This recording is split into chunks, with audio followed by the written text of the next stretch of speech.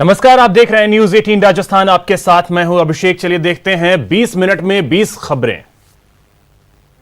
आज पहली बार राजस्थान में राजस्व दिवस मनाया जा रहा है। इस मौके पर जयपुर में आयोजित ऑनलाइन कार्यक्रम में मुख्यमंत्री अशोक गहलोत ने कई योजनाओं का शुभारंभ भी किया। एक दिवस की शुरुआत करना, अब ये हमेशा हर साल आज का दिवस मनाने का संकल्प हमें लेना है, जिससे कि हम लेखा जोखा कर सके पूरे साल भर का, कि एक साल में हमने क्या क्या काम किए, क्या क्या फैसले किए, कितनी प्रोग्रेस करी, कहाँ कहाँ अड़चन आई और कैसे हमने दूर करी।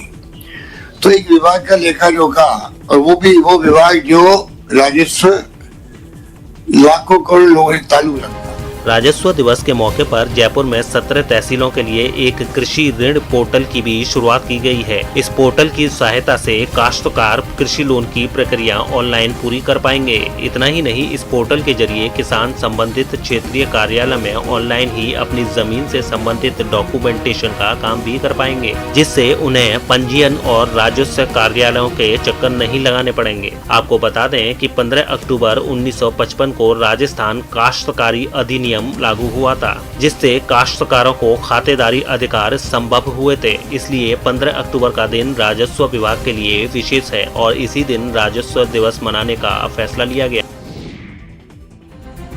कोरोना काल में बेरोजगार युवाओं के लिए एक अच्छी खबर है। प्रदेश में 31,000 तृतीय श्रेणी शिक्षकों की भर्ती होगी। इस भर्ती के लिए सीएम अशोक गहलोत ने मंजूरी दे दी है। रीट परीक्षा होने के बाद इन शिक्षकों की भर्ती की जाएगी। आपको बता दें कि मुख्यमंत्री अशोक गहलोत ने वर्ष 2021 के बजट भाषण में कुल 53,000 पदों की भर्ती की घोषणा की थी। इनमें से 41,000 पद शिक्षा विभाग के हैं। शिक्षा विभाग ने 31,000 तृतीय श्रेणी शिक्षकों की भर्ती के संबंध में प्रस्ताव वित्त विभाग को भेजा था, जिसे मुख्यमंत्री ने मंजूरी दे दी है। इन पदों पर भर्ती से राज्य सरकार पर अगले 2 साल में 881.61 करोड़ और इसके बाद 1,717.40 करोड़ रुपए का वित्तीय भार आएगा। इसके अलावा सीएम गहलोत ने 282 क्रमोन्नत राजकीय माध्यमिक विद्यालयों में 2,489 अस्थायी पदों के सृजन को भी मंजूरी दे दी है। इनमें से प्रधान अध्यापक के 104, वरिष्ठ अध्यापक के 1,692, अध्यापक के 411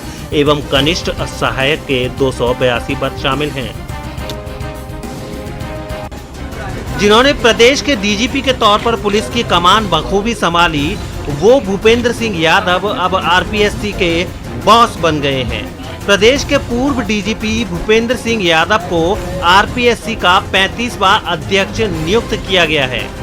आयोग के निवर्तमान अध्यक्ष दीपक उप्रेती ने उन्हें पद का चार्ज सौंपा। राज्यपाल से औपचारिक ऐलान होते ही भूपेंद्र सिंह ने बिना देर किए अपनी जिम्मेदारी संभाली और चुनौतियों को अपने कंधे पर ले लिया। राजस्थान लोक सेवा आयोग को नए मुखिया मिल गए हैं और अब भूपेंद्र यादव के सामने नई चुनौतियां भी हैं। का मैंडेट है, आयोग का जो कार्य है वो बेहतर तरीके से हो, निष्पक्ष तरीके से हो, त्वरित गति से हो, समयबद्ध हो। यही मूलतः प्रयास रहेंगे। क्या एक बार समझ लें इसको, प्रयास यही होगा कि यथाशीघ्र करें। अब जरा उन चुनौतियों के बारे में भी जान लीजिए जिनका भूपेंद्र सिंह यादव को सामना करना है। कोरोना काल में लंबित भर्तियों को जल्द से जल्द पूरा कराना। विभिन्न विभागों में करीब 9,000 पदों पर भर्ती सबसे बड़ी चुनौती। 9,000 पदों में आरएएस 2018 के इंटरव्यू होना बाकी हैं। चुनौतियां कितनी भी हों, लेकिन भूपेंद्र यादव को पूरा भरोसा है कि वो हर चुनौती का सामना करेंगे, उनका बेहतरीन समाधान करेंगे। 17 अक्टूबर को मलारना में होने वाली गुर्जर आरक्षण संघर्ष समिति की महापंचायत अब बयाना के अड्डा पीलूपुरा में आयोजित की जाएगी। बुधवार शाम को अचानक गुर्जर आरक्षण संघर्ष समिति के संयोजक कर्नल किरोड़ी सिंह बैंसला ने जगह बदलने का फैसला कर सबको चौंका दिया है। हालांकि उन्होंने ये साफ नहीं किया है कि ये फैसला क्यों लिया गया। अपने घर पर आयोजित एक प्रेस कॉन्फ्रेंस में बैंसला ने कहा कि अब वे वयाना तहसील के अड्डा पीलूपुरा में समाज की महापंचायत करेंगे और इसी महापंचायत में ये फैसला होगा कि आरक्षण के लिए आंदोलन हो या नहीं। इस दौरान गुर्जर आरक्षण पर सरकार के गंभीर न होने के सवाल पर बैंसला ने कहा कि सरकार ध्यान दे रही है और समाधान भी निकलेगा। उन्होंने ये भी कहा कि इस महापंचायत का किसी राजनीतिक पार्टी से कोई सरोकार नहीं है। सामाजिक हित और आरक्षण के हक को लेकर महापंचायत बुलाई गई है। हमारा उद्देश्य सामाजिक दृष्टिकोण से हर पहलू पे चर्चा करना और निर्णय लेना, ये समाज ही तय करेगा। आंदोलन कोई जरूरी नहीं तो हो ही समाज ही तय करेगा, वो भी ये भी समाज ही तय करेगा। सरकार से कोई वार्तालाप नहीं हुआ आपका? अभी तक कोई वार्तालाप नहीं हुआ समाज से, सर मांग क्या है सरकार से, और सरकार इस ओर ध्यान दे। बीकानेर पुलिस ने उस शख्स को गिरफ्तार कर लिया है जो एक बच्चे का अपहरण कर 2 करोड़ रुपए की फिरौती मांग रहा था। इस बच्चे का अपहरण देशनोक इलाके में उसके घर के सामने से ही किया गया था। भूपेश चारण नाम के एक शख्स ने बच्चे को पता बताने के बहाने अपनी बाइक पर बैठा लिया था और फिर डरा धमका कर उसे अपने साथ ले गया। पहले तो भूपेश ने बच्चे के घर वालों से फिरौती के तौर पर 2 करोड़ की रकम मांगी, लेकिन बाद में ये सौदा 5 लाख में तय हुआ। इस बीच पुलिस ने भी अपना काम शुरू कर दिया था और जैसे ही पैसों के लेन देन के लिए किडनैपर मौके पर पहुंचा, पुलिस ने उसे गिरफ्तार कर लिया। नरसिंहदास जी मोहता की टाऊ बताए गए स्थान के लिए रवाना हुआ। पुलिस ने चारों तरफ से अपने आदमी लगाए हुए थे। ओम प्रकाश के भाई अशोक कुमार ने जो ही अपहरणकर्ता को रुपयों का बैग 5 लाख रुपयों का बैग सौंपा तो उसने बच्चा संभाल दिया तथा मोटरसाइकिल लेकर भागने लगा। तभी पुलिस ने चारों मेर से घेरकर काफी दूरी तक पीछा किया। अपहरणकर्ता मुलजिम भूपेश सनोफ गेधारीदान चारण निवासी देशनोक को गिरफ्तार कर लिया। करीब 1 महीने से ये नाबालिग लड़की पुलिस और थानों के चक्कर लगा रही है ताकि उस शिक्षक को पुलिस पकड़कर उसके किए की सजा दिला सके, जिस शिक्षक ने मरहम पट्टी के नाम पर इसके साथ अश्लील हरकत की थी और शिकायत करने के बाद से फरार है। 18 सितंबर को इस लड़की के हाथों में चोट लगी थी, जिसके बाद ये अपने पिता के साथ शिक्षक रतनलाल के घर गई थी। रतनलाल बच्चों को पढ़ाने के साथ साथ एक कंपाउंडर की तरह मरहम पट्टी और थोड़ी बहुत दवाई भी देने का काम करता था। जब ये लड़की रतनलाल के घर पहुंची तो उसने इसके पिता को दवाई लेने मेडिकल शॉप पर भेज दिया और फिर इसके साथ गंदी बातें करने लगा। लड़की के चिल्लाने पर इसके पिता इसे बचाने आए, लेकिन आरोपी उनसे भी उलझ पड़ा। बाद में पुलिस में शिकायत भी की गई, लेकिन अभी तक उसकी गिरफ्तारी नहीं हो पाई है और हर बार पुलिस यही कह रही है कि जांच हो रही है, जल्द आरोपी की गिरफ्तारी भी की जाएगी।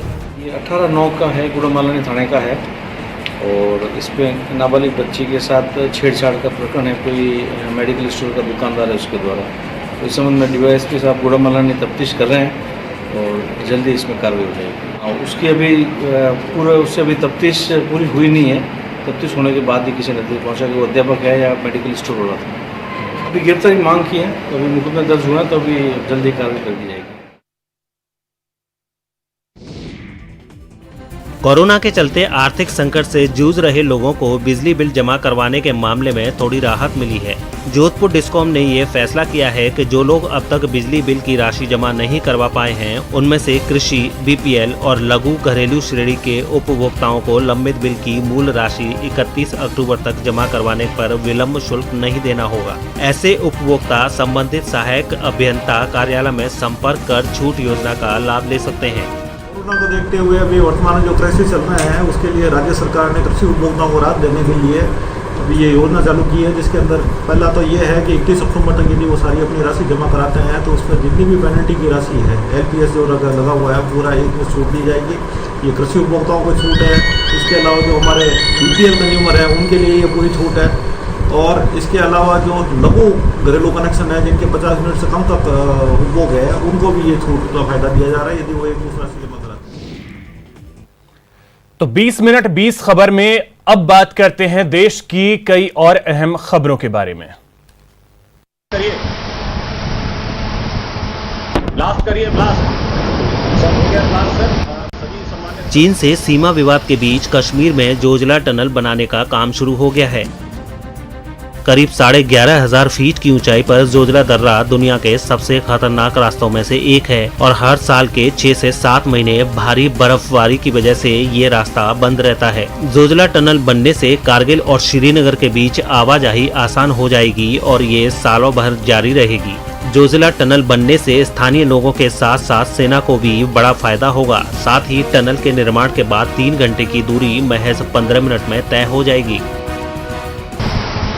ब्लास्ट करिए, ब्लास्ट सर, हो गया ब्लास्ट सर। और दूसरा जोजिला के माध्यम से जम्मू कश्मीर, और आने वाले कुछ ही वर्षों में वहां के लोग ये भूल जाएंगे कि वो भी जमाना गुजरा है जब मार्च अप्रैल के महीने में वहां आम लोगों को ये चिंता लग जाती थी कि अगले 6 महीने के लिए अन्न, अनाज, सब्जियां और फल कैसे जमा किए जाएं, क्योंकि रास्ते भी बंद हो जाएंगे, सड़कें भी बंद।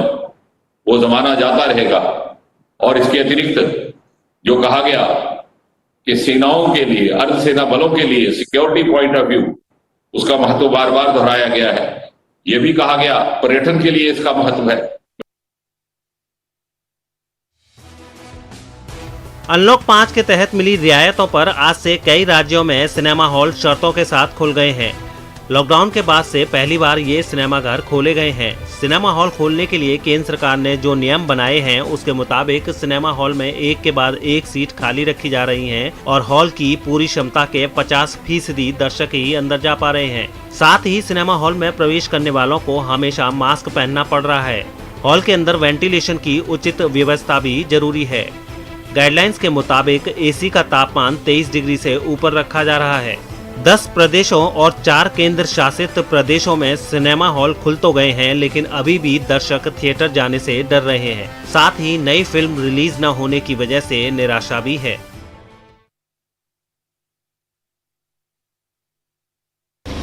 हैदराबाद के बाद अब मुंबई और पुणे के कई इलाके मूसलाधार बारिश की वजह से भारी संकट का सामना कर रहे हैं। मुंबई के कई इलाकों में पानी भर गया है। निचले इलाकों में जहां लोगों के घरों में पानी घुस गया है, तो वहीं सड़कों और गलियों पर सैलाब सा आ गया है। रात मुंबई में कुछ ही देर मूसलाधार बारिश के चलते जगह जगह जलभराव हो चुका है। इस समय हम मुंबई के साइन इलाके के ईस्टर्न एक्सप्रेस हाईवे पे हैं। तस्वीरें में आप देख सकते हैं कि ये जो सड़क है जहां 2 से 3 फीट तक का पानी भरा जा चुका है, जिसके चलते लोगों को काफ़ी दिक्कतों का सामना करना पड़ रहा है। ये एक बहुत ही अहम सड़क है जो मुंबई को थाने से जोड़ती है। जो छोटी गाड़ियां हैं वो उनका इस रास्ते से गुजरना काफ़ी मुश्किल हो जा रहा है और ये हाल कुछ ही घंटों के बारिश में है। और मुंबईकरों के लिए मौसम विभाग ने भी कल एक अलर्ट जारी किया हुआ है कि अगले 3 दिनों तक भारी से भारी बारिश हो सकती है, जिसके चलते मुंबईकर घरों से बाहर ना निकले, ऐसी एक अलर्ट मुंबई मौसम विभाग के द्वारा लोगों में दी गई है। मौसम विभाग ने मुंबई, ठाणे समेत उत्तरी कोंकण के कई इलाकों में आज भी भारी बारिश का रेड अलर्ट जारी किया है। उधर तेलंगाना में मंगलवार और बुधवार को हुई बारिश के दौरान हालात बिगड़ने से 30 से ज्यादा लोगों की मौत हो चुकी है। मुंबई के कांदिवली इलाके के इस वीडियो को जिसने भी देखा उसके रोंगटे खड़े हो गए। 22वीं मंजिल के छज्जे पर वो भी बिना किसी सुरक्षा इंतजाम के इस कदर स्टंट मौत को दावत देने जैसा है। सोशल मीडिया पर ये वीडियो अपलोड होते ही वायरल हो गया और फिर कांदिवली पुलिस ने स्टंट करने वाले लड़कों की तलाश शुरू कर दी। पुलिस का कहना है कि कांदिवली पश्चिम में जय भारत बिल्डिंग की 22वीं मंजिल पर ये वीडियो शूट हुआ है और स्टंट करने वाला लड़का फरार है। पुलिस को ये भी पता चला है कि स्टंट करने वाले लड़के के साथ 2 और लड़के थे जो वीडियो बना रहे थे। पुलिस अब तीनों की तलाश कर रही है। एक इंस्टाग्राम पे और सोशल मीडिया पे एक वीडियो वायरल हुआ है, उसकी इन्फॉर्मेशन मिली थी। उस हिसाब से हम यहाँ पर आए हैं जय भारत कोऑपरेटिव हाउसिंग सोसाइटी के 22वें माले पे। वहाँ आने के बाद जो वीडियो में जो जगह है वो फिक्स हो गई है और ये आजू बाजू वाले से पूछताछ करने के बाद उनकी फैमिली भी मिली है, लेकिन स्टंट करने वाले कोई लड़के यहाँ पर नहीं है। तो जो स्टंट करने वाले लड़के कौन है वो हमें पता चला है और हम लोग उनके ऊपर कानूनी कार्रवाई कर रहे हैं। सोशल मीडिया पर स्टार बनने के चक्कर में लोग इस तरह खतरनाक स्टंट वाले वीडियो और खतरनाक जगहों पर लिए गए सेल्फी अपलोड करते रहते हैं और हर साल इस चक्कर में कई लोगों की मौत भी हो जाती है।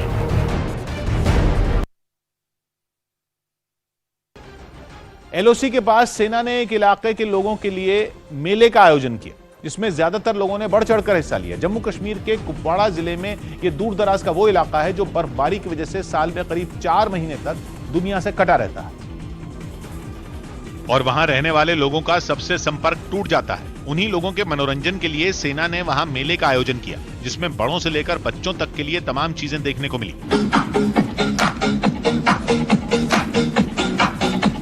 बच्चों के लिए गाने के कार्यक्रम के अलावा खेल प्रतियोगिता भी रखी गई, जिसमें पूरे जोश के साथ कई बच्चे हिस्सा लेते दिखे। इलाके के कुछ लोगों ने नाचने के साथ वहां करतब दिखाकर भी सबका मनोरंजन किया।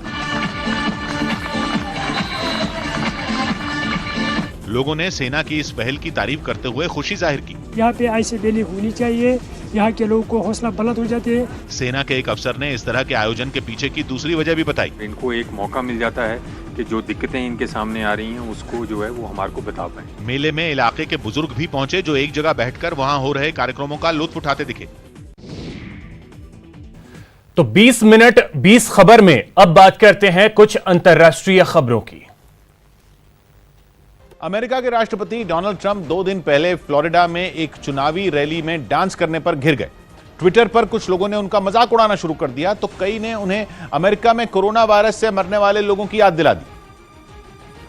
क्योंकि 12 अक्टूबर को फ्लोरिडा में एक रैली के बाद डोनाल्ड ट्रंप एक गाने की धुन पर थिरकते नजर आए थे।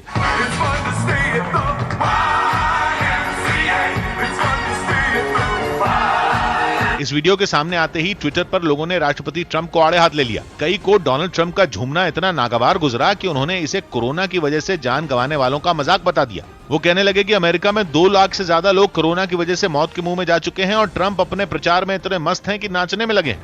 एक शख्स ने तो ये तक लिख दिया कि डोनाल्ड ट्रंप कोरोना के मामलों में अमेरिका को नंबर 1 बनाने की खुशी में डांस कर रहे हैं। लेकिन ऐसा लगा नहीं कि आलोचनाओं से डोनाल्ड ट्रंप को कोई फर्क पड़ा, क्योंकि फ्लोरिडा की रैली के अगले ही दिन पेंसिल्वेनिया की रैली में उन्होंने दोबारा डांस किया और इस बार ज्यादा देर तक किया।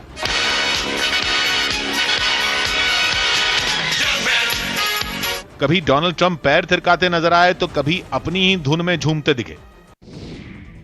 बेलारूस में दोबारा चुनाव की मांग के लिए जारी प्रदर्शनों के बीच रूस ने वहां सैन्य अभ्यास शुरू कर दिया।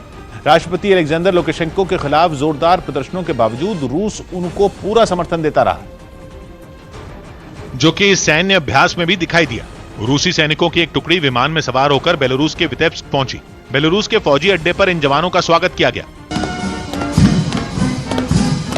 बेलारूस के सेना प्रमुख खुद इन जवानों से मिलने वहां पहुंचे। इस मिलिट्री ड्रिल में फौजी साजो सामान को लड़ाई वाले इलाकों में तेजी के साथ पहुंचाने की तैयारियां परखी गईं। ट्रेनों के जरिए टैंक और दूसरी बख्तरबंद गाड़ियों को मोर्चे तक पहुंचाने का भी अभ्यास किया गया।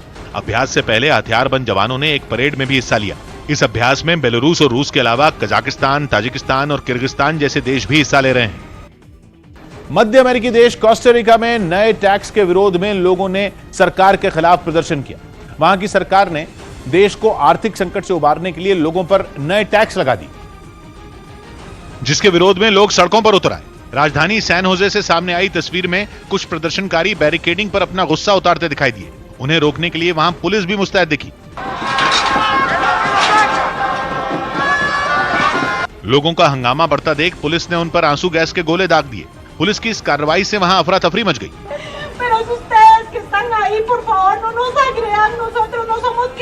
इससे पहले सैकड़ों की संख्या में लोग एक जगह इकट्ठा हुए। सरकार के खिलाफ अपनी नाराजगी जताने के लिए उन्होंने कई घंटों तक प्रदर्शन किया। इस दौरान प्रदर्शनकारियों ने राष्ट्रपति के इस्तीफे की भी मांग की। इंडोनेशिया के जकार्ता में एक बार फिर पुलिस और प्रदर्शनकारियों के बीच जोरदार झड़प हो गई, जिसमें कई लोग घायल हो गए। वहां श्रम कानूनों में बदलाव के खिलाफ पिछले कई दिनों से प्रदर्शन हो रहे हैं और इसी कड़ी में सैकड़ों लोग एक बार फिर राजधानी जकार्ता की सड़कों पर उतर आए। प्रदर्शनकारियों की भीड़ राष्ट्रपति भवन के बाहर इकट्ठा हो गई और अंदर घुसने की कोशिश करने लगी। गुस्साई भीड़ ने पथराव शुरू कर दिया। गेट के अंदर मौजूद सुरक्षा बल पर बोतलें फेंकी गई। जवाब में सुरक्षा बल ने भी आंसू गैस के गोले दागने शुरू कर दिए। आंसू गैस के गोलों की वजह से वहां भगदड़ मच गई। लोग जान बचाने के लिए इधर उधर भागने लगे। हालांकि जल्द ही वो फिर इकट्ठा होकर पुलिस के सामने डट गए। हालात संभालने के लिए पुलिस वालों का एक और दस्ता वहां भेजा गया, लेकिन तमाम सख्ती के बावजूद प्रदर्शनकारी पीछे नहीं हटे। प्रदर्शनकारियों ने श्रम कानूनों में किए गए बदलावों को रद्द करने तक विरोध जारी रखने की चेतावनी दी। दक्षिण पूर्वी एशियाई देश कंबोडिया के 19 प्रांतों में आई बाढ़ से करीब 12 लोगों की मौत हो गई। बाढ़ से बचाने के लिए 10,000 से भी ज्यादा लोगों को सुरक्षित जगहों पर पहुंचाया गया। तेज बारिश और उस पर चक्रवाती तूफान की मार की वजह से वहां हालात काफी बिगड़ गए। और हाल यह है कि सामने आई एक तस्वीर में एक इलाके में कमर से ऊपर तक पानी भरा नजर आया। लोग अपने घरों से जितना सामान निकाल पाए उसे थैलों में भरकर एक रस्सी के सहारे रास्ता पार करते दिखे। एक दूसरी जगह से सामने आई तस्वीर में तो पानी लोगों के गले तक आ गया। सिर्फ दूर दराज के इलाकों में ही नहीं, कंबोडिया की राजधानी प्नोम पेन में भी बुरा हाल दिखा। एक जगह तो नदी में पानी इतना ज्यादा बढ़ गया कि वो उस पर बने पुल को छूती नजर आई। सामने आई एक तस्वीर में लोग पानी के बीच ही गुजर बसर करते दिखे। एक महिला खाना पकाती नजर आई तो एक आदमी तालाब बनी गली में चारपाई पर गुमसुम बैठा दिखा। पानी ने सड़कों पर भी डेरा जमा लिया तो शहर में ट्रैफिक की रफ्तार पर भी ब्रेक लग गया। अमेरिका के कैलिफोर्निया से एक दिल दहला देने वाला वीडियो सामने आया जिसमें एक बेकाबू कार ने एक रेस्टोरेंट के बाहर कई लोगों को रौंद दिया। यह हादसा उस रेस्टोरेंट के आउटडोर डाइनिंग एरिया यानी बाहर खुले में बैठकर खाने वाली जगह पर हुआ, जहां दोपहर के वक्त कई लोग बैठकर खाना खा रहे थे। तभी सड़क के दूसरी ओर अपनी कार को पार करने की कोशिश में एक आदमी गाड़ी की रफ्तार पर काबू नहीं कर पाया और डिवाइडर को पार करते हुए उसकी गाड़ी आगे बढ़ गई। इससे पहले कि वो कार की ब्रेक लगा पाता, उसकी गाड़ी ने रेस्टोरेंट के बाहर बैठकर खाना खा रहे कई लोगों को कुचल दिया। इस हादसे के बाद वहां लोगों में चीख पुकार मच गई और दूर बैठे कुछ लोग अपनी कुर्सियां छोड़कर भाग गए। हादसे के बाद कई लोग घायल हालत में जमीन पर गिरे नजर आए, जिनकी वहां मौजूद लोगों ने मदद भी की। कुछ ही देर में पुलिस भी वहां पहुंच गई और उसने कार के ड्राइवर को गिरफ्तार कर लिया। बताया गया कि इस दर्दनाक हादसे में एक महिला की मौत हो गई, जबकि 7 लोग गंभीर रूप से घायल हो गए। कोरोना काल में इंग्लैंड की एक कंपनी ने एक ऐसा अनोखा उपकरण बनाया जिसे गले में पहनते ही आदमी के आसपास कोई दूसरा शख्स फटक ही नहीं पाएगा। लोगों के बीच सोशल डिस्टेंसिंग बनी रहे, इसलिए इसे बनाया गया। जो लोगों के एक दूसरे के करीब आते ही खतरे की घंटी बजाने लगता है और लोग सावधान हो जाते हैं। कंपनी ने गले में किसी हार की तरह पहने जाने वाले इस उपकरण का डेमो भी करके दिखाया। कुछ दूरी के फासले पर दोनों उपकरणों में नीली बत्ती जलती नजर आई, लेकिन जैसे ही दूरी कम हुई तो उनमें लाल बत्ती के साथ तेज बीप बजने लगी। उस उपकरण को गले में पहने 2 लोग बातें भी करते दिखे। इस दौरान दोनों उपकरणों में नीली लाइट जलती नजर आई, लेकिन जैसे ही दोनों आदमी पास आए तो उपकरण से लाल रंग की रोशनी निकलने लगी। ये देखते ही पहला आदमी तुरंत पीछे हट गया और उपकरण ने फिर से नीली लाइट दिखाना शुरू कर दिया। इसे बनाने वाली कंपनी के ग्रुप मार्केटिंग मैनेजर ने इसके काम करने का तरीका भी समझाया। It makes 2 signals, blue when you're 2 meters away from another bump wearer and red and a loud beep when you're 1 meter away. लेकिन सोशल डिस्टेंसिंग बनाए रखने के लिए दोनों लोगों का इस उपकरण को पहनना जरूरी है। ऐसे में कंपनी के सभी कर्मचारी इसे पहनकर काम करते दिखे। वैसे तो कंपनी ने कोरोना काल में अपने कर्मचारियों को सोशल डिस्टेंसिंग की आदत डालने के लिए उपकरण बनाया था, लेकिन कुछ दिन पहले लंदन मैराथन में भी कुछ धावकों और स्टाफ ने इसका इस्तेमाल किया, जिससे रेस का सफल और सुरक्षित आयोजन हो पाया।